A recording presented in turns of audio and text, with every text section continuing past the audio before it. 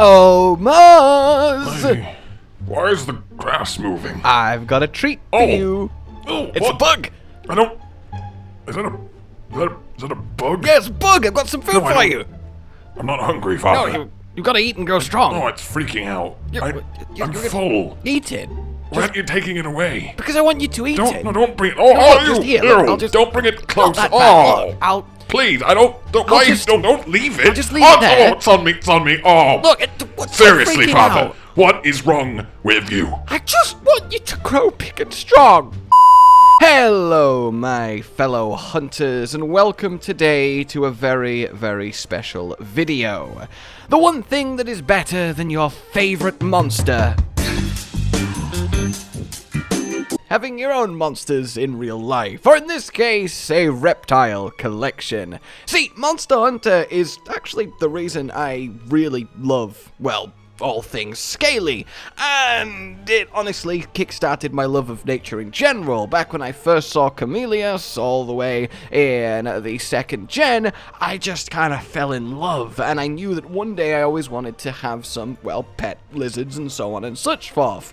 So before I show you what I currently have, I'd like to take you through a little tour of what I used to have. The first little lizard I got was a gecko by the name of Ilia. And the reason that is important is because, hey, you might recognize the name Ilia because it's the name of my hunter in every Monster Hunter game, and that is in homage, in honor of that little gecko. I've only got 2 surviving pictures of her, and, well, I do miss her quite a lot. After that, then, well, I got myself a classic bit of bearded dragon. She was called Alicia, and she was full of attitude and full of fun. Sadly passed away from old age now, but I really treasured having her. Though that was many years ago now, as was Baka, my Redfoot tortoise. Very sadly, and I realize the start of this video is having a way more somber tone than I expected it to, but very sadly, he got a illness and, well, passed away from it, and I do miss him dearly. I even miss the fact that he used to walk around his vivarium scraping his shell against the walls, waking me up every single morning, hours before I intended to. In any case, following that then, I had, until very recently, 2 Argentinian black and white tegus. They are like 4-foot-long lizards. They are amazing. They're like lizard dogs. They're so sweet and fun and just purely badass. But after some deep consideration, I wanted them to go to a home that could just give them more attention than I could. What matters to me most always is obviously the well-being and happiness of the animals that I have. And tegus are incredibly intelligent, personable animals, and I really want them to flourish. I've had them for about 5-6 years or so and treasured my time with them, but I felt with how busy life keeps me, I mean with making stuff for you guys, I wanted to let them actually go to a dedicated reptile keeper who has, well, hundreds of animals, and they're doing really, really well. One of them was called Small, one of them was called Sylvie, and they were really awesome. So, now we then get to the part of what I actually, well, currently have, and that's a very, very fun and very exciting part. Also, let me know if you like this kind of video, by the way. I mean, by either liking it or subscribe, hit the bell so you don't miss more, and indeed, I feel safe making a video like this that isn't really gaming focused, I suppose, because of everyone who supports us and the channel on Patreon. Thanks to you guys, I've never felt so safe in a volatile, algorithmic, well, environment that is YouTube these days. So seriously, thank you to every patron watching this. Honestly, thank you to everyone watching this. It's really cool you're here checking this out. And if you do want to support the channel, keep us here, keep us going, see us stay around till sunbreak and beyond, then please consider supporting, well, everything we are on Patreon down below. Every little bit helps more than I can say. Seriously, thank you. So let's start with my oldest reptile that I have had for probably the last 9 years or so. This is his vivarium, and we'll have to see if we can have a little find of him. And oh, there we go. This is our blue-tongue skink, and he is called Nyx. And he is just an absolute absolute living chunky sausage, and I love him. I love his little blue tongue. I love how he gets all huffy and hissy when you stroke him, but secretly he totally likes it. He is as tame as anything, and he is so incredibly chill. I think he is wonderful, and I dread the day that old age catches up to him. I really, really do. He is from Indonesia and needs quite the tropical, humid, warm environment, and I quite like the vivarium that we've got set up for him, though of course I always want to make it bigger and better as I possibly can. Hell, if I had both the space and could afford it, I'd have a full-on reptile room and it would be incredible, but that is a really long-term pipe dream that I doubt I'll ever be able to realize, but hey, I can at least dream. So yeah, that is Nyx. And at this point, I want to do a little detour to show you two non-reptile pets that me and Lauren/Light have, and well, they are our cats. We have ourselves Ember, who is just, I mean, have you ever seen a more handsome cat? Like, honestly, you might think that's weird to call a cat handsome, but like, look into those eyes. Look into those eyes. And his brother, who is called Poof. Like poof, a cloud of smoke, and he is, well, he's really quite, let's say, well built. He's big boned, he's rotund.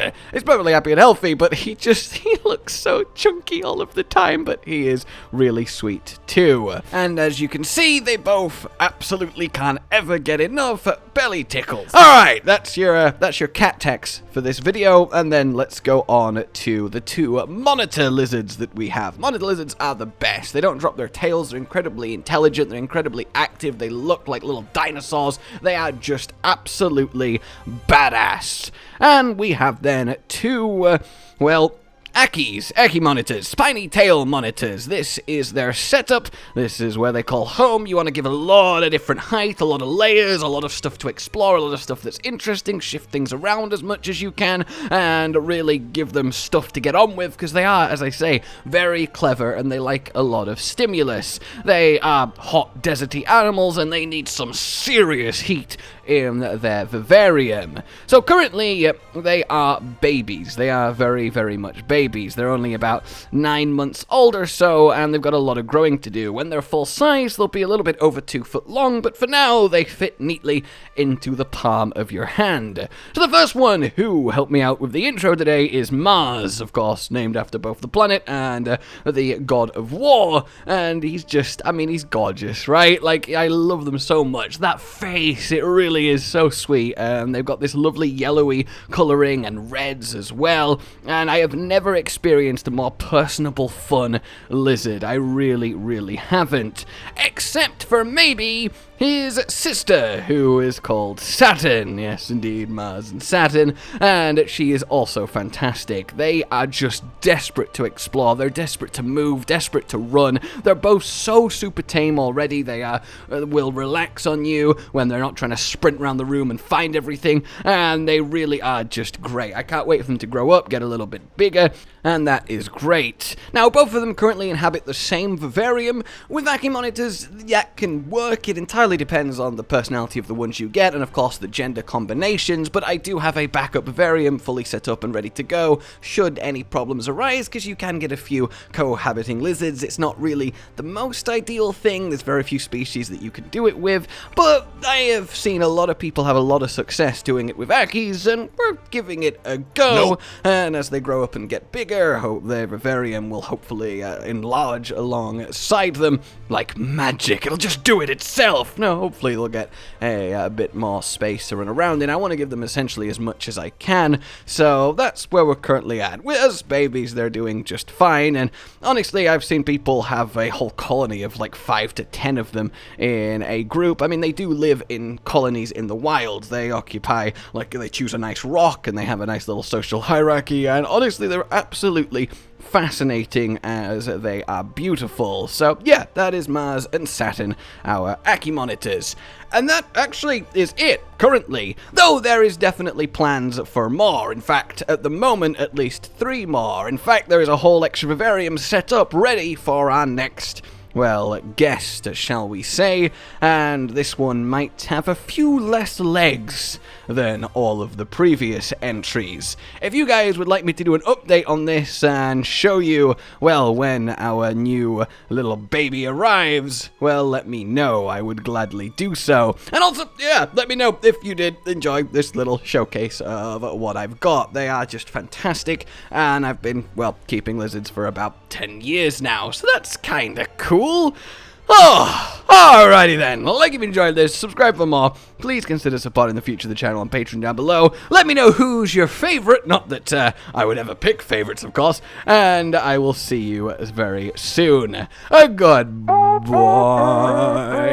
Josh, Cotton, and Hollow with the videos, dropping the humor like a hammer on your tippy toes, bringing entertainment on a daily arrangement to take our insanity and turn it into entertainment. Yes, I said entertainment twice, to reiterate that it is nice to look into your faces on a mostly daily basis when you let us in your homes to make the whole world a stage. Goodbye.